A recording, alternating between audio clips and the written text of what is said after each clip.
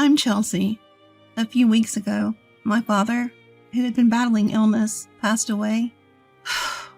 I wish I could have shown him his grandchildren. Such words escaped my lips, along with a sigh. I got married when I was 25. That was exactly 5 years ago. At my wedding, my father and I made a promise. I'll let you know first when I get pregnant. But that promise remained unfulfilled. That's about the only regret I have about my father.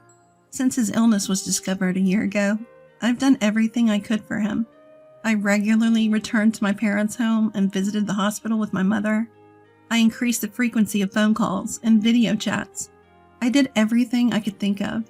Still, I can't help but wonder, could I have done more? I muttered. My mother, sitting next to me, reassured me. You did well, Chelsea. Really? Yes, your father would be satisfied. Just then, my sister Portia returned. I'm back, brought the lawyer. My sister entered the living room saying so. Behind her was a man in his mid-40s. I assumed he was the lawyer, and he handed me his business card. I'm Samuel, the attorney. Thank you for coming. Please have a seat. Excuse me then. My mother guided the lawyer Samuel to his seat. As soon as he sat down, my sister blurted out, I heard from this lawyer that Dad left quite an inheritance. It's not all for you, Portia. I know that. My sister, now in a bad mood, glared at me. I glared back. My sister and I don't get along. We used to be okay, but things turned sour when we found out about Dad's illness. One reason was my sister's arrogant attitude. No matter how many times I reached out, she never visited our father. Of course, I may have said it wrong. I might have been a bit harsh because I was worried about him, but her reaction was also a problem. You're not a child. You don't have to be so stubborn. When I said that, my sister retorted, I'm not being stubborn. I live in the city. It's not easy to come. It's the countryside. But you can get here in 2 hours by car. Those 2 hours are tough. It costs money. It's money that's important to you? Of course it is. I'm busy, so stop contacting me. And with that, she finally stopped talking. Even if she lives far away, she could visit once in a while. I always thought so. That's why our relationship deteriorated so quickly. In the end, my sister never visited our father, so our relationship remained strained. Sensing the tension, the lawyer intervened. Let's calm down, please. Okay, I'm sorry. I apologized, and the lawyer nodded before continuing. As I mentioned on the phone, I have your husband's will. When did this happen? My mother murmured. A few weeks before he passed away, he contacted me. So you went to the hospital? Yes. I had him write the will in front of me, with his primary physician present. It turns out they had arranged for the primary physician to contact the lawyer when my father passed away. So after my father passed away, he contacted the lawyer. In turn, the lawyer reached out to us. That's how it happened, and why I'm contacting you now, the lawyer said, pulling out a white envelope. He placed it in front of us. This is the will. That's definitely Dad's handwriting, I muttered, verifying the characters on the envelope. My sister Portia seemed a bit sulky. Never mind, just tell us what's in it. I'm busy, you know. Very well, the lawyer said with a wry smile, opening the envelope. Inside was a single piece of paper. This is what was written there. It stated that besides the house and land, my father's inheritance included some savings and a storage shed. We knew about the house and land, but what's this about a storage shed? As I was pondering this, my sister angrily said to the lawyer, Wait a minute, you didn't mention the farm. The farm? Yes, the farm Dad used to work on as a hobby. My father used to run a company in the next town, but after turning 50, he began to feel his age. I'm thinking of closing the company. I want to take it easy. Is that okay? I heard this when I was in high school. My sister, who was in college at the time, opposed it, but my mother and I, concerned about my father's health, agreed. Don't worry about the money, Portia. We have enough savings. My father reassured her. Reluctantly, she agreed. After that, my father really did close his company and started farming near our home. It feels good to move my body while farming, he said, looking happy. Seeing him like that, I felt glad I had agreed. But my sister didn't seem to feel the same. She had said she would return home after graduating from college, but instead, she got a job near her university, Eventually, she married the CEO of an IT company she met through work. Anyway, that's why Father was farming until he got sick. My sister insists that the farm should also be part of the inheritance. The lawyer reviewed the documents after hearing this from my sister. He quickly found a note and said, "The farm is rented land." "Rented? I thought we owned a large piece of land," my sister said, disappointed. Indeed, the farm where my father grew vegetables was spacious, but it might be too much for us, who know nothing about farming. Maybe it's good that it's rented. That's what I thought. The conversation then shifted to dividing the inheritance. "As for the division of the inheritance, the house and land go to the wife," the lawyer said. My sister grinned. "So we can divide the rest however we want?" "Please divide the savings and storage shed fairly between you two." "Savings means cash, right? I'll take the cash. How much is it?" "The savings amount to about $100,000. There's no need to pay inheritance tax for this amount." "Then I'll take the $100,000 in cash," my sister declared triumphantly. But I couldn't agree with such a selfish arrangement. I strongly protested against my sister. "Wait a minute, I object." "Why? I'm the eldest daughter." "That's irrelevant." "You can have the storage shed, what even that is." "What even is that, anyway?" My sister turned back to the lawyer. Flipping through the documents, the lawyer answered, "It's the storage shed next to the farm. You'll inherit the building, the land, and its contents." "With land?" My sister's eyes lit up. Even though she's married to the CEO of an IT company, does she still want more money? As I was wondering this, the lawyer told my sister the following. "The land comes with it, but it's about 65 square feet, roughly the size of a small bedroom." "A small bedroom?" "Yes, here are the photos." The lawyer placed photos of the shed on the table. Pictures of both the interior and exterior were displayed. The exterior clearly looked like a rundown shack. The inside contained only basic tools like hose, scissors, and shovels. Nothing that seemed valuable. "I don't want it." My sister grimaced. I peeked at the photos too. It was all very ordinary. These are sentimental items, but they won't bring in money. As I was thinking this, my sister spoke. "Fine, I'll take the cash. You can have that dirty shed." "Hold on, that's not fair." "You agreed to the vegetable farming. What are you complaining about now?" It was hard to argue when she put it that way. Still, if I didn't say something, she'd take all of Dad's inheritance. "So we're good then?" My sister pressed me. As I struggled to answer, my mother chimed in. "As long as Portia won't complain later, I have no objections." "There's no way I would." "Then Portia gets the cash and Chelsea gets the shed." "Okay, it's settled then." My sister grinned. Feeling uneasy, I immediately objected. "Well, I'm not satisfied." "Oh, give it up." "But you're so greedy, aren't you?" "That's not it." "You're such a hassle. You care more about Dad than money, right?" My sister's words left me speechless. Of course, family is more important than money. Money is important, but it's not something to compare with family. While I was thinking this, my sister quickly ended the conversation. In the end, my mother got the house and land. My sister got Dad's savings. All that was left for me was the dirty shed. After that, my sister signed a document promising not to complain about the inheritance division. She left, laughing loudly. I was full of complaints. I couldn't help but vent to my mother. "Mom, why didn't you help me?" "I did help you." "How? You just sided with Portia." "That's not true. I made sure you got the shed." "Huh? I'm not happy about getting that shed." "You might find something surprisingly good if you look closely," my mother said with a smile.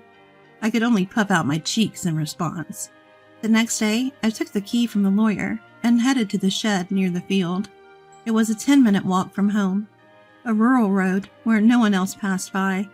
I finally reached the field my father had rented. For the past year, he had been hospitalized, so the field was empty. I opened the shed with the key. Wow, it's dusty. The shed was quite dusty, probably because no one had cleaned it. Still, there might be something sentimental from Dad. Thinking this, I looked around the shed. Nothing special here. It was just a dirty shed after all. All I found were tools Dad had used for farming. They could be considered sentimental, but they weren't anything special. Maybe I should just take what's inside for now, I mumbled, looking around the shed. That's when I noticed something. Huh. It looked smaller than from the outside. Maybe it was the dim light, but the inside of the shed felt a bit cramped. Is it just my imagination? Thinking this way, I stepped outside the shed, but something still felt off. After pondering for a bit, I decided to walk around to the back of the shed. The backside was adjacent to a thicket of various trees. To my surprise, there was another door there. Wait, another entrance at the back? I gasped. When I looked from inside the shed, there was only a wall, meaning the only entrance was the door I had used. Yet from the back, there was a door. What's going on? I thought about it. A door on the back should be visible from inside too, but it wasn't. That meant there had to be a wall in between. In other words, there was a space accessible only from the back. The moment I realized this, I got excited. This must be Dad's surprise. Dad always loved surprises. He even surprised me on my birthdays. Memories flooded back, and I found myself tearing up. I quickly returned inside the shed and began searching for the back door key. If it was Dad, he would have hidden it somewhere in the shed. With that gut feeling, I rummaged through the shed. After a while, I found 2 keys hidden in the handle of a shovel. I went around to the back and tried one of the keys in the door. With a click, the door opened. What could be in here? The space inside was indeed cramped, only about 3 feet wide. A large safe stood alone in the space. Is this from Dad's company? I recognized the safe. It was the same one I saw in the corner of his office when I was a child. Nostalgic. I hugged the safe. This was a true memory of my father. I felt fulfilled. This alone made the inheritance worthwhile. But knowing Dad, this couldn't be the end. There's got to be more surprises. I muttered and inserted the second key into the safe. With a slightly rusty sound, the safe opened. What? No way. The moment I saw the contents, I was stunned. Inside was an unexpected inheritance. What should I do? Oh, I have to tell Mom. I locked the safe and rushed to my mother. After explaining the situation to her, I called my husband, and with his help, we moved the safe from my parents' house. Then it hit me. The contents of the safe were undoubtedly Dad's. However, if it's part of my inheritance, including the shed, I might have to pay inheritance tax. Better get this checked out thoroughly. The contents of the safe were clearly valuable. I decided to consult the lawyer. Inheritance tax? Well, that you should. According to the lawyer, it's better to consult a certified public accountant. So I got a referral to an accountant from a friend. I left all the complicated matters to that accountant. Half a year passed in this way. Just when I thought things had finally settled down, my sister showed up near my home. What brings you here all of a sudden? Well, I had some business at our parents' house. So you stopped by? Yeah, something like that.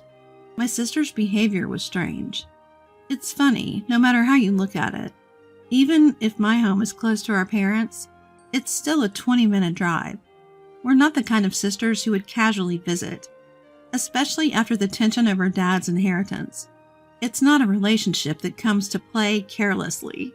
I couldn't shake off my suspicion as I looked at her. Meanwhile, my sister, acting a bit nervous, asked, "Can I come in?" "Sure, but what's the matter?" "I have something to talk about," my sister said, forcing a smile. Reluctantly, I let my sister into the house. After I served some coffee, she started to fidget and then began to speak. "So, did you win the lottery or something?" "What? No, I didn't." "Then did your husband get a bonus?" I tilted my head, puzzled. I never buy lottery tickets because I'm not interested. My husband, who's a salaried worker, does get a holiday bonus, but it's not that time of year. What on earth is she talking about? Confused, I asked her directly. "Hey, what are you talking about?"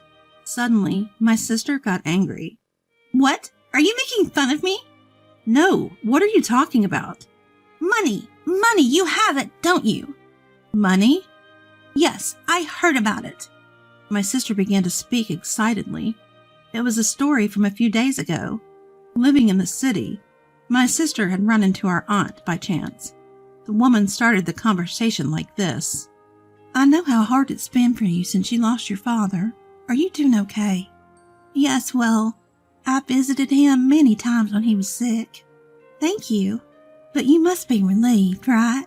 Getting such a big thank you gift. Thank you gift? Yes, your sister sent me a $500 gift card as a thank you for visiting him. A gift card? Needless to say, what caught my sister's attention was the gift card. Hearing that I had sent it, she was convinced I had come into some extra money. You got a windfall, didn't you? Just admit it. My sister interrogated me. Ah, that's what this is about. I sighed. My sister didn't like my attitude and yelled, What's with that attitude? Are you mocking me? No, it was a thank you gift. So where did you get the money for it? That's what I want to know.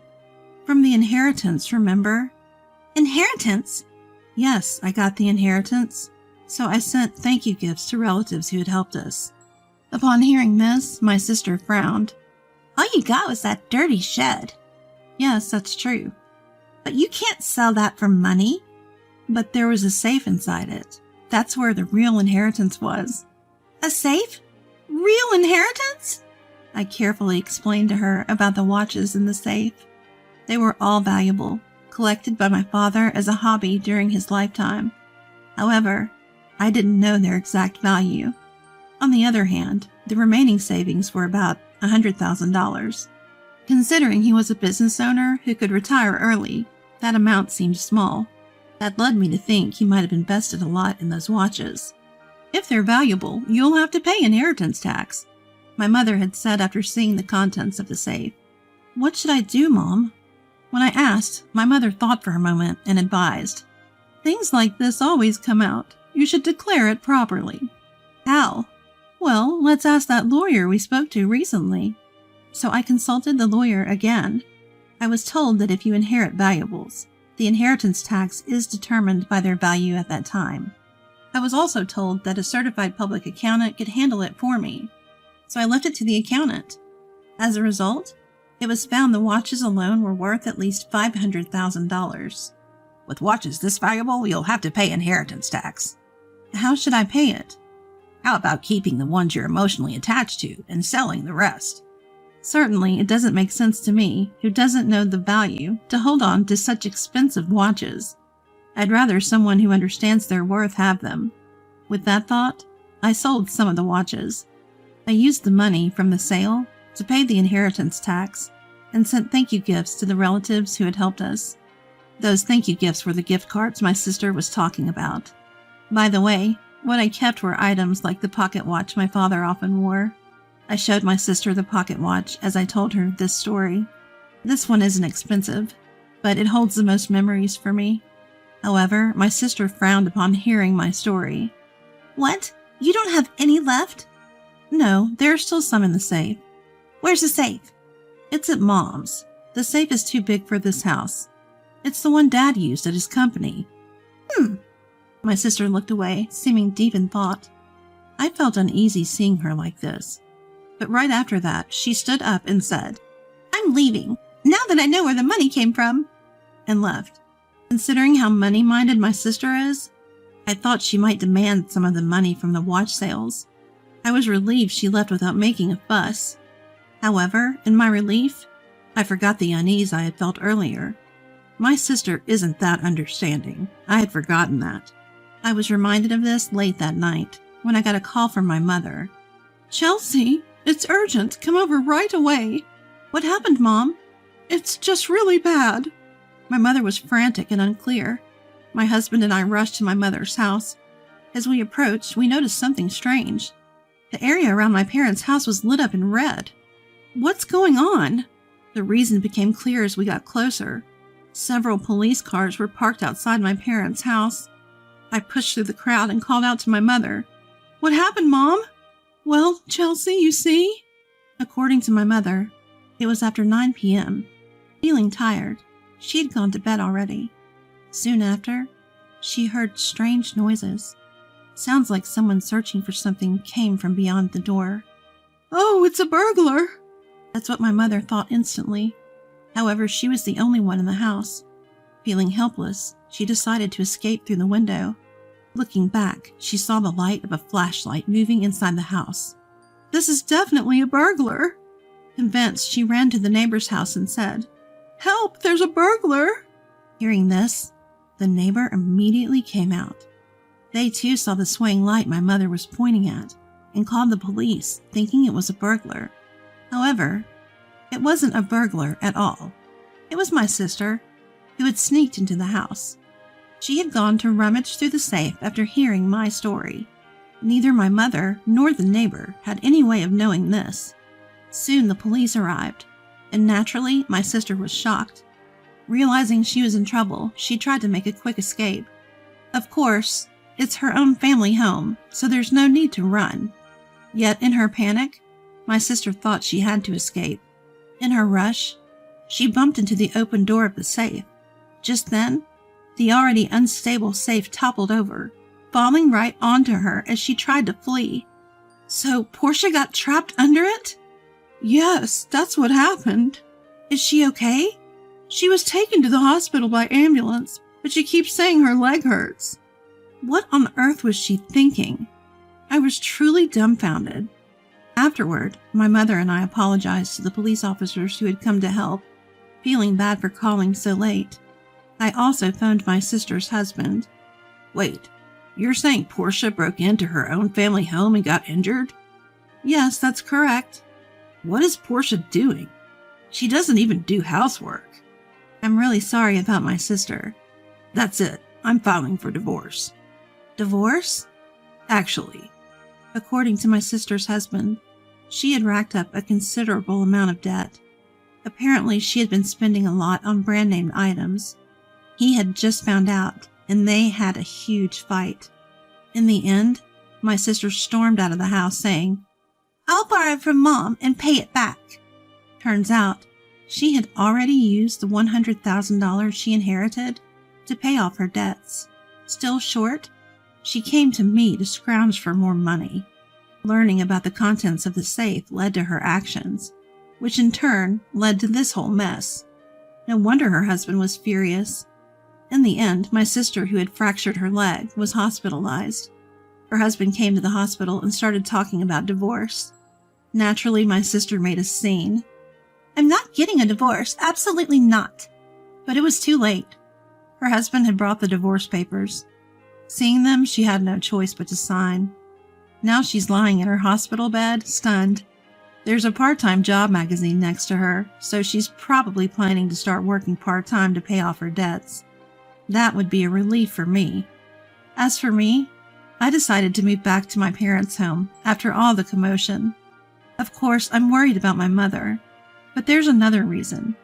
I found out I'm pregnant. My husband and I talked it over and decided to move back home and have my mother help us with the children and childcare. I wish I could have told my father about the pregnancy while he was alive, but I'm sure he would be happy for us. So I'm looking forward to giving birth to a healthy baby.